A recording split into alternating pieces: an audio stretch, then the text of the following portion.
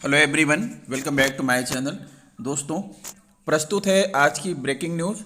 BEO के notice का शिक्षकों ने किया विरोध। 3 फर्जी शिक्षकों से 47 लाख रुपए की होगी वसूली। परिषदीय विद्यालयों में 2010 के बाद हुई सभी शिक्षकों की नियुक्तियों की जांच के आदेश। बिना स्वेटर स्कूल जा रहे 2 लाख नवनिहाल। बिना स्वेटर स्कूल जा रहे 2 लाख नवनिहाल। फर्जी शिक्षकों से नहीं हो पाई 12 करोड़ की वसूली। अफसरों की छूट रहे पसीने। आकलन आधार में भ्रष्टाचार में सरकारी कर्मी को दोषी ठहराने के लिए प्रत्यक्ष सबूत अनिवार्य नहीं, सुप्रीम कोर्ट। आंगनबाड़ी कार्यकर्ता से घूस लेने के आरोप में मुख्य सेविका निलंबित। आइए देखते हैं दोस्तों खबरें विस्तार से। यहाँ दोस्तों आप देख पा रहे हैं खबरें विस्तार से Kings man hub YouTube channel पर। उन्नाव शिक्षा उन्नयन गोष्ठी में शामिल न होने पर गज मुरादाबाद ब्लॉक के खंड शिक्षा अधिकारी ने शिक्षकों को नोटिस दिया है। इसे शिक्षकों ने गलत बताया है। उनका कहना है कि शिक्षा महानिदेशक ने स्कूल के समय में कोई भी कार्यक्रम आयोजित न करने के आदेश निर्देश दिए हैं। ऐसे में वह स्कूल छोड़कर कैसे जाते। गंज मुरादाबाद की डिग्री कॉलेज में 30 नवंबर को बीईओ ओम प्रकाश वर्मा ने शिक्षक उन्नयन गोष्ठी और सम्मान समारोह का आयोजन किया।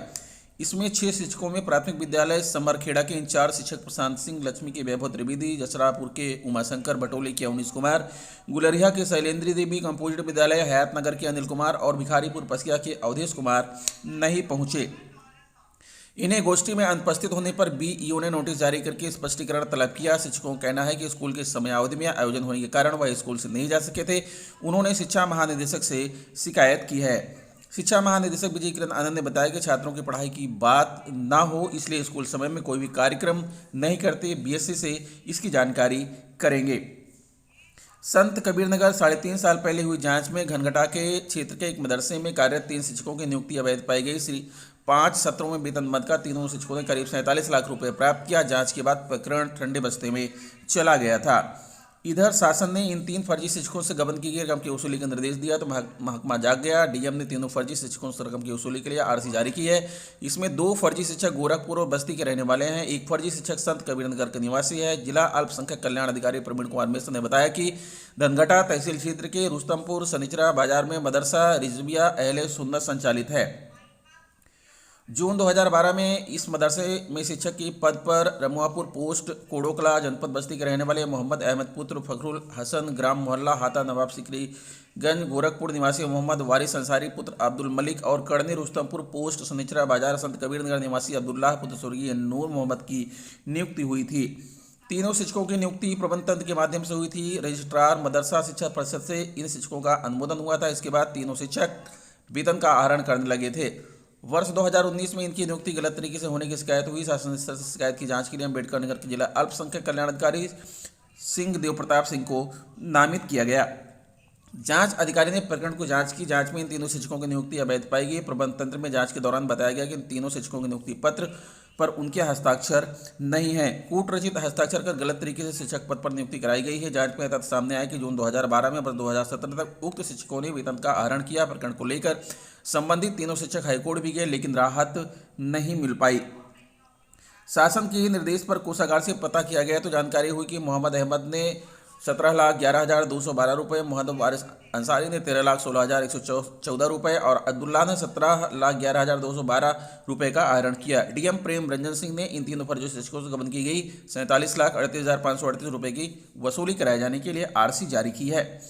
परिषदीय विद्यालयों में 2010 के बाद हुई सभी शिक्षकों की नियुक्तियों की जांच के आदेश। लखनऊ परिषदीय विद्यालयों में फर्जी शिक्षकों की जांच कर उनके खिलाफ कार्रवाई में ढिलाई पर शासन ने नाराजगी जताई है। हर जिले में अपर जिलाधिकारी की अध्यक्षता में गठित समितियों में 2010 के बाद हुई शिक्षकों की नियुक्तियों की जांच 15 दिन में कराने के लिए कहा गया है। साथ ही फर्जी पकड़े जाने वाले शिक्षकों के विरुद्ध सेवा समाप्ति, एफआईआर और वेतन वसूली की कार्रवाई करने के निर्देश दिए गए हैं। यही नहीं, प्रमुख सचिव बेसिक शिक्षा जल्द ही जिले स्तर पर हुई कार्रवाई की ऑनलाइन समीक्षा करेंगे। इस संबंध में महानिदेशक स्कूल शिक्षा विजय किरण आनंद ने सभी जिलाधिकारियों को पत्र लिखा है। उनके अनुसार शासन ने 2018 और 2020 के अलग अलग आदेशों में प्रत्येक जिले में अपर जिला मजिस्ट्रेट की अध्यक्षता में समिति गठित कर परिषदीय विद्यालयों में हुई नियुक्तियों की जांच कर अनियमित फर्जी शिक्षकों पर कार्रवाई के आदेश दिए थे। इस क्रम में अब तक मात्र 1337 फर्जी शिक्षक चिन्हित किए गए हैं। इनमें 1323 शिक्षकों की सेवा समाप्त की गई है, जबकि एफआईआर मात्र 1,212 शिक्षकों पर हुई है। कुल पकड़े गए फर्जी शिक्षकों में से प्रदेश में अब तक मात्र 287 से ही वेतन वसूली की कार्रवाई की गई है।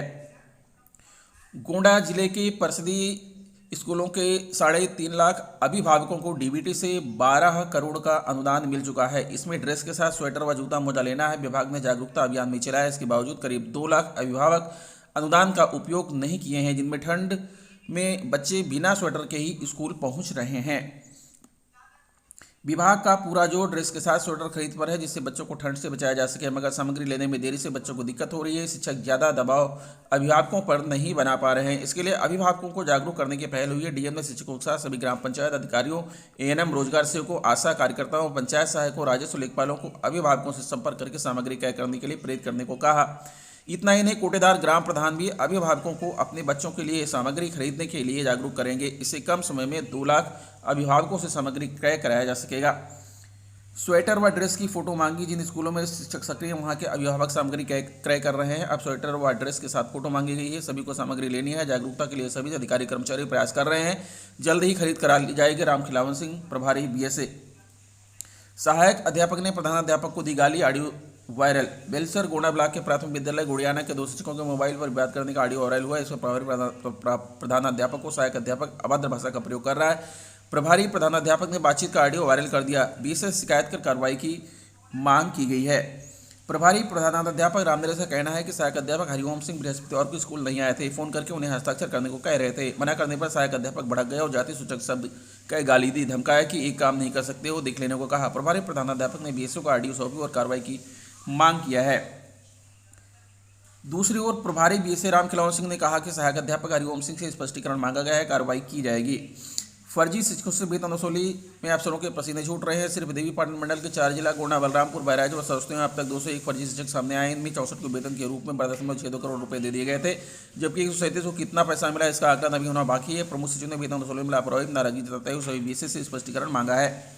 इन चारों जिलों में 2008 से अब तक करीब 11,000 शिक्षकों की नियुक्तियां हुई हैं। सबसे अधिक नियुक्तियां 2015 से हुई। भर्तियों में फर्जीवाड़े को लेकर एसटीएफ के साथ ही स्थानीय स्तर पर पड़ताल भी हुई। मानव संपदा पोर्टल पर शिक्षकों का ब्यौरा ऑनलाइन होने के साथ ही आधार पर और पैन कार्ड वेतन के खातों लिंक कराने पर एक ही अभिलेख पर 2-2 शिक्षकों की नियुक्तियां करने के मामले उजागर हुए हैं। ऐसे में फर्जी शिक्षकों से समाप्त कर केस दर्ज करने और वेतन के वसूलों का आदेश हुआ, पर गोंडा में 2 व सरस्वती में 12 लोगों के खिलाफ मुकदमा दर्ज नहीं हुआ। इस तरह गोंडा में 13, बलरामपुर में 7 और सरस्वती में 14 फर्जी शिक्षकों के खिलाफ अभी तक रिकवरी का आकलन नहीं हो पाया है। फर्जी शिक्षकों के खिलाफ प्राथमिकता पर कार्रवाई कराने का निर्देश दिया गया है। हड़पे गए वेतन की रिकवरी करानी है। इसमें लापरवाही बरतने वालों से स्पष्टीकरण भी मांगा गया है। विनय मोहन, सहायक शिक्षा निदेशक, बेसिक। भ्रष्टाचार में सरकारी कर्मी को दोषी ठहराने के लिए प्रत्यक्ष सबूत अनिवार्य नहीं, सुप्रीम कोर्ट। नई दिल्ली सुप्रीम कोर्ट ने कहा कि किसी सरकारी कर्मचारी को भ्रष्टाचार निरोधक कानून का दोषी ठहराने के लिए प्रत्यक्ष सबूत होना अनिवार्य नहीं। 5 सदस्यीय संविधान पीठ ने कहा, शिकायतकर्ता की मृत्यु यानी किसी भी वजह से यदि रिश्वत की मांग और उसे ले जाने के प्रत्यक्ष सबूत उपलब्ध न हो तो उसे परिस्थितिजन्य साक्ष्यों के आधार पर भी दोषी ठहराया जा सकता है। संविधान के पीठ के समक्ष सवाल यह था कि क्या रिश्वत मांगने या देने के संबंध में प्रत्यक्ष साक्ष्य के अभाव में भ्रष्टाचार निवारण अधिनियम के तहत परिस्थितिजन्य अनुमानों के आधार पर दोष सिद्धि हो सकती है। पीठ ने कहा, भ्रष्टाचार के मामले में जिसमें लोक सेवक आरोपी हो तो शिकायतकर्ताओं और अभियोजन पक्षों ईमानदारी से प्रयास करना चाहिए कि भ्रष्ट लोक सेवक दंडित हो, ताकि प्रशासन से भ्रष्टाचार को खत्म किया जा सके। जस्टिस अब्दुल नजीर, जस्टिस बीआईवार Gavai, justice A S Bopanna, justice B Rama Subramanian, justice B V Nagarathna की पीठ ने कहा, शासन को प्रभावित करने में भ्रष्टाचार की बड़ी भूमिका है और इस कारण ईमानदार अधिकारियों का मनोबल कम होता है। फैसला सुनाते हुए शीर्ष कोर्ट ने कहा कि किसी अधिकारियों को प्रत्यक्ष सबूत या फिर मौके या दस्तावेजी प्रकृति के सबूतों के आधार पर दोषी ठहराया जा सकता है। धीमा हो जाता है राष्ट्र निर्माण। भ्रष्टाचार में लिप्त लोक सेवा की एक बड़ी समस्या बन गया है या हर जगह फैल गया है। सार्वजनिक गतिविधि का कोई पहलू इस बदबू से अप्रभावित नहीं रह गया है। इसका पूरा देश के कामकाज पर गहरा और व्यापक प्रभाव पड़ता है। बड़े पैमाने पर भ्रष्टाचार राष्ट्र निर्माण की गतिविधियों को धीमा कर देता है। सभी को इसका खामियाजा भुगतना पड़ता है। सुप्रीम कोर्ट, प्रत्यक्ष सबूत की कमी स्वतः बरी होने का आधार नहीं। बाल विकास सेवा एवं पुष्टाहार विभाग में व्याप्त भ्रष्टाचार के खिलाफ कड़ा रुख अपनाते हुए नवागत निदेशक आईसीडीएस सरनीत कौर ब्रोका ने बृहस्पतिवार को भी कुशीनगर के खड्डा ब्लॉक में तैनात मुख्य सेविका मंजू श्रीवास्तव को निलंबित कर दिया है। मंजू को अधीनस्थ आंगनबाड़ी कार्यकर्ता से घूस लेते हुए वीडियो वायरल होने के आधार पर निलंबित किया गया है। उन्हें डीपीओ अमेठी के कार्यालय से संबद्ध करते हुए उनके खिलाफ लगे आरोपों की जांच राज्य पोषण मिशन में तैनात बाल विकास परियोजना अधिकारी को सौंप दी गई है।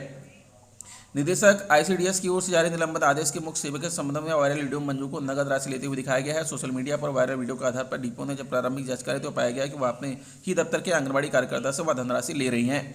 हालांकि अपने स्पष्टीकरण में मंजू ने अवगत कराया कि वह राज्य पोषाहार की ढुलाई करने वाले ऑटो के किराए के तौर पर ले रही थी, जिसे डीपीओ ने गलत मानते हुए उनके खिलाफ FIR कराने के बाद कार्रवाई के लिए अपनी संस्तुति मुख्यालय को भेजा था। इस आधार पर निदेशक ने मंजू को निलंबित कर दिया। तो दोस्तों ये रहा आज का ब्रेकिंग न्यूज। आशा करता हूँ वीडियो आपको अच्छी लगी होगी। अगर वीडियो अच्छी लगी तो प्लीज़ हमारे चैनल को सब्सक्राइब करते हुए बेल आइकन को प्रेस कर दीजिएगा। मिलेंगे आपसे नेक्स्ट वीडियो में कुछ नई जानकारी लेकर, तब तक के लिए नमस्कार।